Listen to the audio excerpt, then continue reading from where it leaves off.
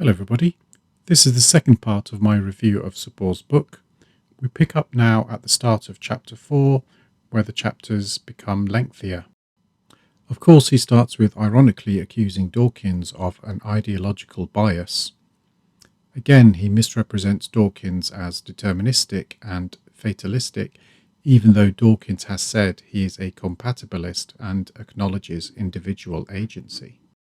Dawkins has said in this quote that he does not allow Darwinism to influence his feelings about human social life.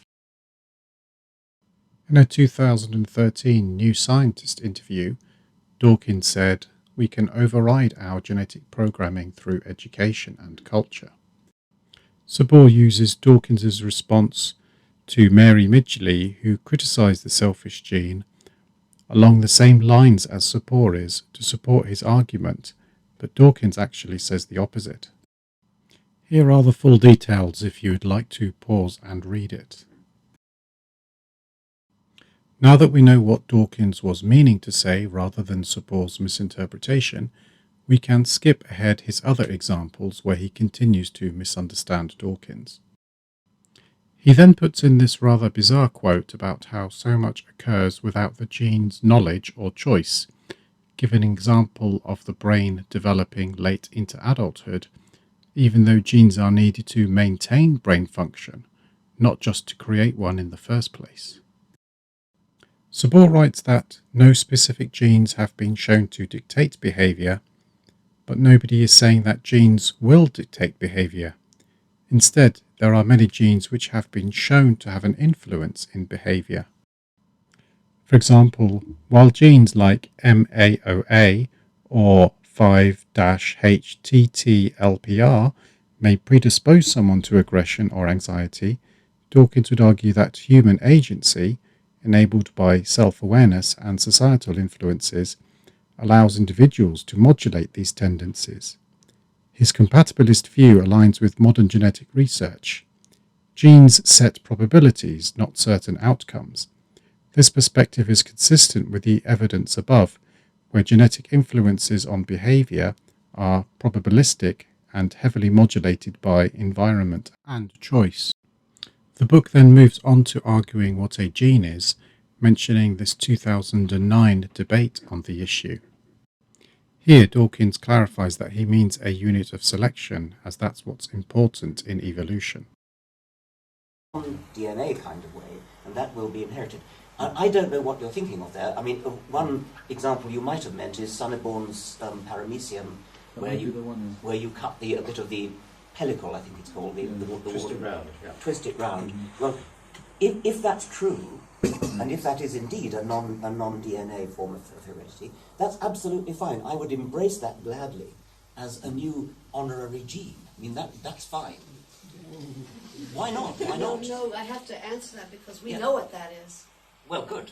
Yeah. I'm delighted to hear that. Yeah.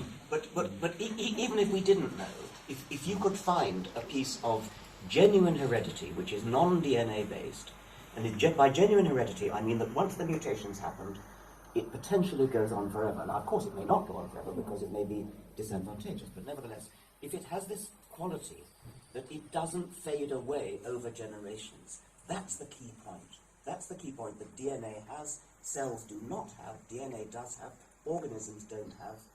There may be other things that do, and on Mars and on beta glycolysis, there'll be other kinds of things that do that. I'm not wedded to DNA. I am wedded to this operational criterion that alterations in it go on forever, potentially. The reason that matters is that the ones that don't go on forever are the ones that are selected against. But in order for that to be evolutionarily interesting, there's got to be a difference between the ones that do go on forever and the ones that don't. And so that's got to be heredity in the broad sense. DNA may very well not be the only kind of heredity, but it's got to be something truly inherited in that sense. His next facepalm moment comes with this quote here, where he describes genes being influenced by the environment as if anybody said they weren't. Here he shows a misunderstanding of causality, describing a unilateral chain of command from genotype to phenotype. This is based on his misunderstanding of the central dogma, which was described in part 1 of this series. In summary, nobody says genes exist in a vacuum, and nobody says they're not influenced by the environment or that genes dictate everything. All we're saying is that genes are the unit of selection. Moving on to chapter 5, it starts with unnecessary historical data. He repeats his misunderstanding of the central dogma just to make it clear to everybody that he doesn't know what he is talking about.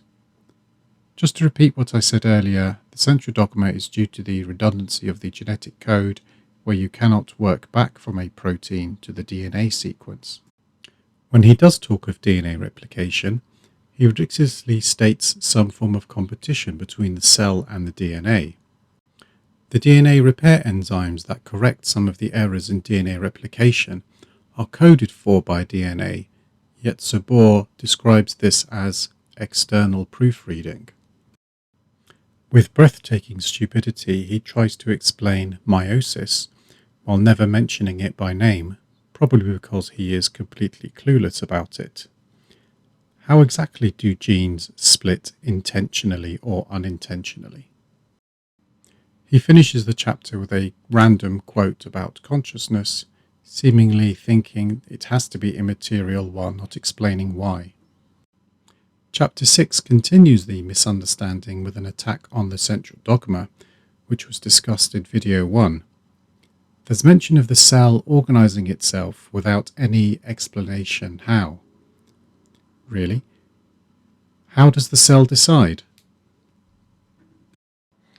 At this point, it's worth emphasizing how Richard Dawkins describes DNA as a recipe, not a blueprint, as explained here from The Blind Watchmaker.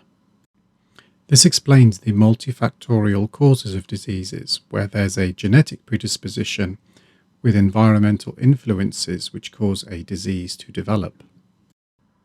As if to further emphasize how Subboor doesn't understand what the central dogma is, he has this quote. We've already explained how the environment can affect genes, but how exactly do organisms change their own genetic makeup? Through willpower? Again, the central dogma is due to the redundancy of the genetic code, not that there are no external factors affecting gene expression. There is this line here which gives the impression that Subboor may be starting to understand that the central dogma is about the redundancy of the genetic code, but then he immediately undoes that by doubling down on his misunderstanding with this quote. The rest of the chapter is about transposons and leads into natural genetic engineering proposed by James Shapiro. This is the idea that organisms can purposefully alter their DNA. Most mutations are neutral or deleterious, so nature is clearly not a good engineer. Also, most cancer cells start with a lack of control of the transposons causing them to spread. Also, there is no explanation given how an organism can purposefully alter its DNA. And finally, these changes occur in somatic cells, not in the germline, so they do not get passed down the generations. This is the end of chapter 6. I'll resume from chapter 7 in video 3 of this series. Thank you for watching, and please let me know what you think in the comment section.